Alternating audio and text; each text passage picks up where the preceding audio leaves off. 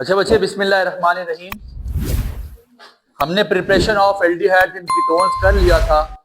आगे हमारे पास इसके रिएक्शंस है। रिएक्शन से पहले रिएक्टिविटी का टॉपिक कंसेप्चुअल टॉपिक भी है और आपकी इंपॉर्टेंट कंसेप्ट भी हैं, तो इसको अपने पास नोट डाउन कीजिएगा। Reactivity of aldehydes and ketones, ठीक है जी। लिखिए अपने पास aldehydes and ketones, aldehydes and ketones are reactive due to two factors. Aldehydes and ketones are reactive due to two factors. ठीक है। सबसे पहली बात, carbon and oxygen bond, carbon oxygen bond is polar due to more electronegative of oxygen। पहला point अपने पास लिखें, carbon oxygen bond is polar due to more electronegative of oxygen. Aldehyde and ketone इसी तरह अपने पास लिख लें, फिर आपको समझाते हैं है क्या इसमें। पहली पॉइंट लिख लें, carbon and oxygen bond is polar due to more electronegative of oxygen. फिर इसके बाद दूसरा पॉइंट लिख लें, presence of double bond between carbon and oxygen. बच्चे जरा बात पे गौर कीजिएगा, एल्डिहाइड्स एंड कीटोन्स में फर्क क्या है।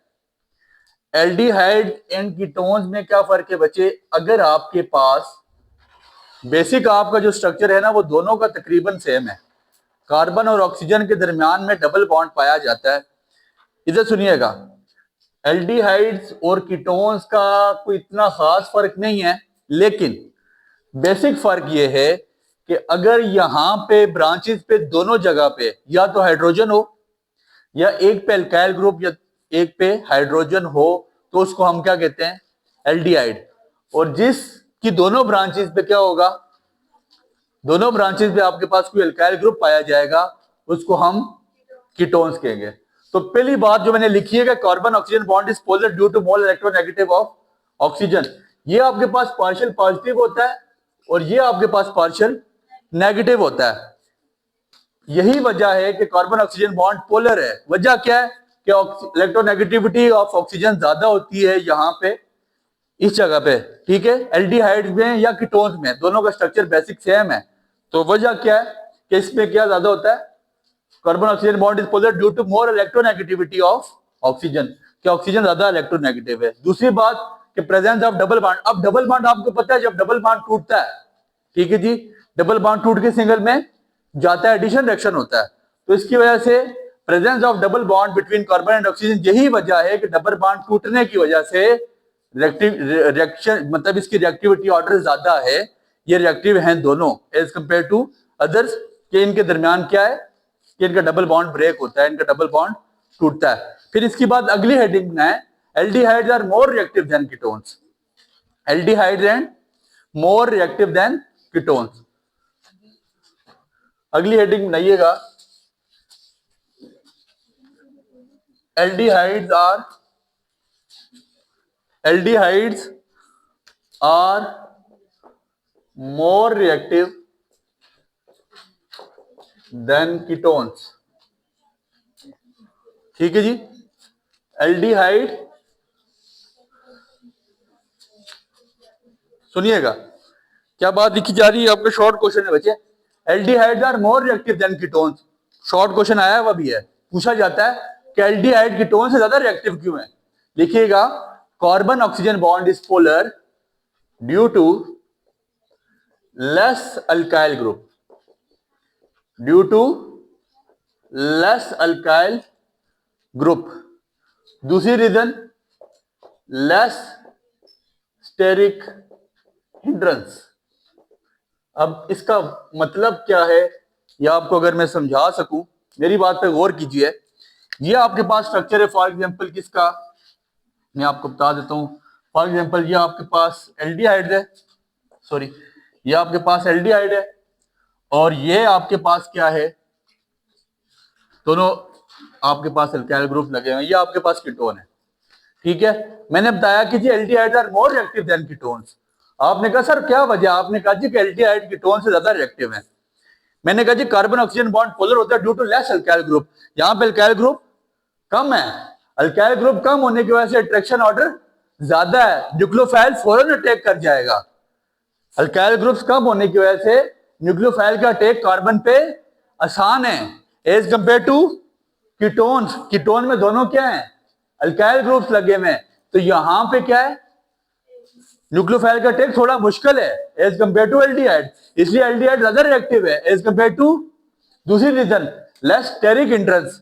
स्टेरिक इंट्रेंस का क्या मतलब है बच्चे, इनके दोनों के दरमियान में क्या है, दोनों के यहाँ पे अल्काइल ग्रुप्स हैं और यहाँ पे एक के पास हाइड्रोजन है और दूसरे के पास अल्काइल ग्रुप है, तो यहाँ पे स्टेरिक इंट्रेंस ज्यादा है, रुकावट, स्टेरिक इंट्रेंस का मतलब ज्यादा रुकावट है।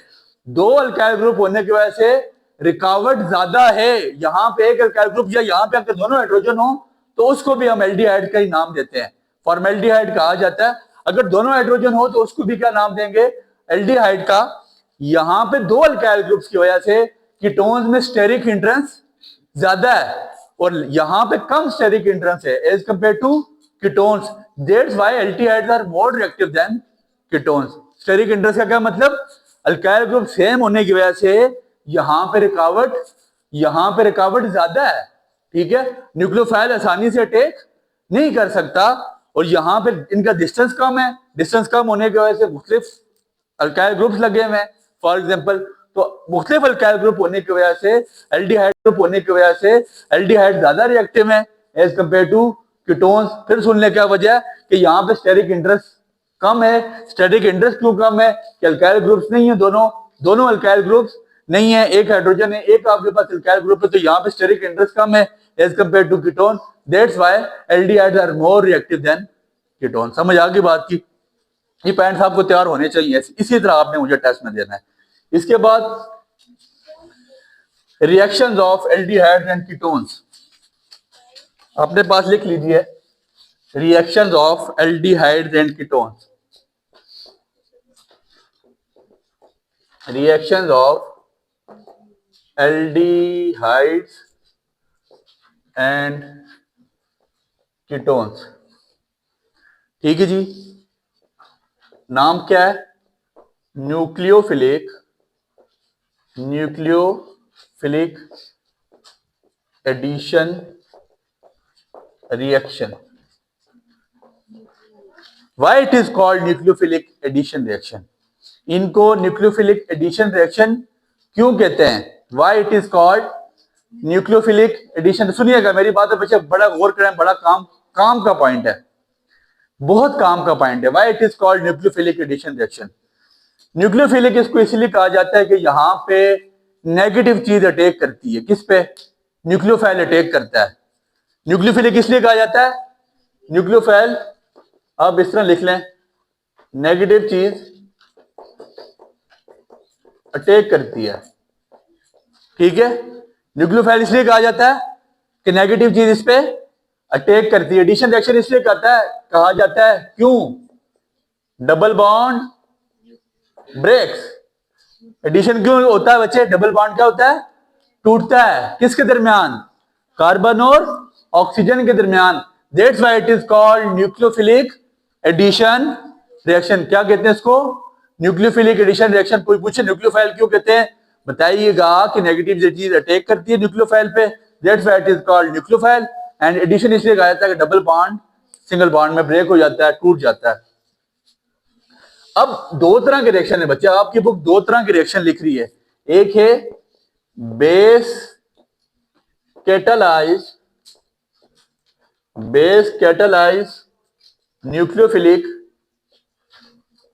एडिशन रिएक्शन, दूसरा रिएक्शन आपकी किताब लिखती है acid catalysed nucleophilic addition reaction. दो तरह की रिएक्शन आपकी किताब लिख रही है, एक लिखती है base catalyse nucleophilic addition reaction, और दूसरा लिखती है एसिड कैटालाइज न्यूक्लियोफिलिक रिएक्शन। बच्चे इतनी सी बात याद रखनी है कि एसिड कैटालाइज हो या बेस कैटालाइज हो, इनकी प्रोडक्ट सेम आएगी। इनकी प्रोडक्ट क्या होगी? सेम आएगी। प्रोडक्ट सेम आएगी, लेकिन इनके जनरल मैकेनिज्म में फर्क होगा। जनरल मैकेनिज्म थोड़े थोड़े तब्दील होंगे। बाकी बेस कैटालाइज न्यूक्लियोफिलिक रिएक्शन हो या एसिड कैटालाइज न्यूक्लियोफिलिक रिएक्शन हो, आपकी प्रोडक्ट आपके पास क्या आएगी, इसमें कोई दो राय नहीं है। तो सबसे पहले हम करते हैं, ये अपने पास आपने इसी तरह इसी स्केच में उतारना है, general mechanism of base catalyse nucleophilic addition reaction. Heading दे दें, general mechanism of base catalyse nucleophilic addition reaction. General mechanism of base catalysed nucleophilic addition reaction. सुनिएगा, बेस कैटालाइज क्या नाम दिया है? Base catalyse, not acid catalyse. Step number 1 सुनिएगा, step number 1 base catalyse nucleophilic addition reaction. General mechanism सबका base वालों में सबका सेम रहेगा। आगे जो इसके रिएक्शन पढ़ते जाएंगे, सर जनरल मैकेनिज्म जिसको आ गया अगले रिएक्शन वो खुद बनाएगा। इसलिए आपसे इतनी सी रिक्वेस्ट है कि जनरल मैकेनिज्म को बड़ा गौर करके यहां से अच्छी तरह समझ के उठिएगा। मैंने कहा मेरे पास क्या चीज है? एक बेस। क्या चीज है बच्चे? बेस। किस पे अटैक करेगी? ये किसके साथ मिलेगी? रीएजेंट के साथ। किसके साथ? रीएजेंट के साथ। फॉर एग्जांपल मेरे पास ये रीएजेंट है। रीएजेंट क्या होता है? रीएजेंट किसको कहा जाता है? ऐसी चीज या ऐसा कंपाउंड जो एल्डिहाइड्स और कीटोन्स के साथ रिएक्ट करे। The compound which reacts aldehydes and ketones called reagents. ऐसी चीज जो क्या करेगी? रिएक्ट करेगी एल्डिहाइड और कीटोन के साथ, उसको हम क्या नाम देंगे? रीएजेंट का। मेरी बात सुनिएगा, मैंने कहा जी ये रीएजेंट है। इधर बच्चे गौर करें, ये इसका पार्शियल पॉजिटिव, ये इसका पार्शियल नेगेटिव ऐसा आ गया। हमेशा हमेशा बेस अटैक करेगी किस पे? किस पे अटैक करेगी? रीएजेंट पे। और यहां से पॉजिटिव पार्ट को वो उठा लेगी। क्या करेगी?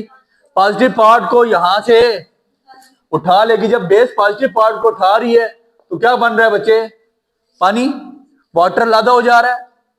ऐसे ही है, OH अटैक करेगा। OH अटैक करेगा। हमेशा अटैक कह रहे हो किस पे डालना है? नेगेटिव से पॉजिटिव की तरफ। ये H2O आपका लादा हो गया। ये जो न्यूक्लियोफाइल था जो आपके पास पार्शियल नेगेटिव था, ये कंप्लीट नेगेटिव हो गया। पहला स्टेप हर रिएक्शन में आगे भी जाके आपका स्टेप यही रहेगा बच्चे। पहला स्टेप हमने क्या किया? जो हमारा बेस था, हमारी बेस ने रिएक्ट किया रीएजेंट के साथ। पॉजिटिव पार्ट उसने उठा लिया, जो पार्शियल पॉजिटिव था उसने उठा के वाटर बना लिया, और नेगेटिव पार्ट को उसने कंप्लीट नेगेटिव कर दिया। आपने क्या कहना?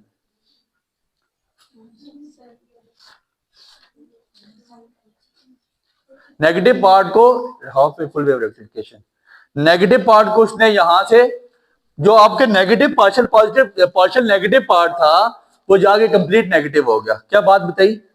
जब रीएजेंट पे किसने अटैक किया? बेस ने। तो पॉजिटिव पार्ट उठा के वाटर बना लिया, नेगेटिव पार्ट को अलग कर दिया। यहां तक कोई मसला नहीं। सर ये स्टेप समझ आ रहा है? इसके बाद अगली बात आपको सारी समझ आ जाएगी। इसी के साथ मैं स्टेप नंबर 2 को भी लिख रहा हूं। इसी के नीचे स्टेप नंबर, याद रखिएगा, पहले रिएक्शन का प्रोडक्ट दूसरे का रिएक्टेंट होगा। क्या होगा? सर यहां पे मेरे पास रिएक्टेंट क्या आ जाएगा? न्यूक्लियोफाइल। वाटर को वक्त ही भूल जाएं। न्यूक्लियोफाइल साइड पे हो गया, कंप्लीट नेगेटिव। न्यूक्लियोफाइल क्या है सर? इसको मिलाया मैंने एल्डिहाइड या कीटोन के साथ। एल्डिहाइड या स्टेप नंबर 2 मैंने इसको कोई नहीं, अब जाहिर सी बात है अगर आपने अल्काइल ग्रुप लगाया तो फिर नाम दिया जाएगा ये एल्डिहाइड है या कीटोन है। मैंने कहा जी मैंने इसको मिला दिया एल्डिहाइड या it is partial positive, it is partial. यहां तक कोई मसला ऐसे ही है, यहां तक कोई प्रॉब्लम नहीं है। न्यूक्लियोफाइल को किससे मिलाया, एल्डिहाइड या। अब ऐसा होगा नेगेटिव पार्ट किस पे अटैक करेगा, पॉजिटिव पार्ट पे, और जब ये इस पे अटैक करेगा तो यहां से डबल बॉन्ड ब्रेक, कहानी खत्म, दास्तां खत्म होने वाली है। क्या होगा बच्चे, न्यूक्लियोफाइल जब अटैक करेगा कार्बन पे, कार्बन इसको धक्का देगा आगे से, डबल बॉन्ड को ब्रेक करवा देगा, डबल बॉन्ड को ब्रेक करा देगा। बात दे रहा हूं, सुनिएगा मेरी बात। आपके पास क्या प्रोडक्ट आ जाएगी, NU, या आपके पास क्या आ जाएगा, सिंगल बॉन्ड ऑक्सीजन। अब आपके पास जो चीज पार्शियल नेगेटिव थी वो क्या हो जाएगी, कंप्लीट नेगेटिव। न्यूक्लियोफाइल ने अटैक किया कार्बन पे, partial positive pay, single bond यहां से आगे ट्रांसफर हुआ, इसने डबल बॉन्ड को तोड़ा, डबल बॉन्ड को तोड़ के उसने एक नई प्रोडक्ट बना दी। समझ आ गई बात की, यहां तक कोई मसला। ये स्टेप नंबर 2 था। तीसरा स्टेप में हम रिएक्शन करेंगे किसके साथ, वाटर के साथ। जो स्टेप नंबर 1 का वाटर था और जो दूसरे स्टेप की प्रोडक्ट थी उसको किसके साथ रिएक्शन करवाया जाएगा, वाटर के साथ। स्टेप नंबर 3 की हेडिंग दे दीजिए अपने पास, स्टेप नंबर 3 की हेडिंग है आपके पास, स्टेप नंबर 3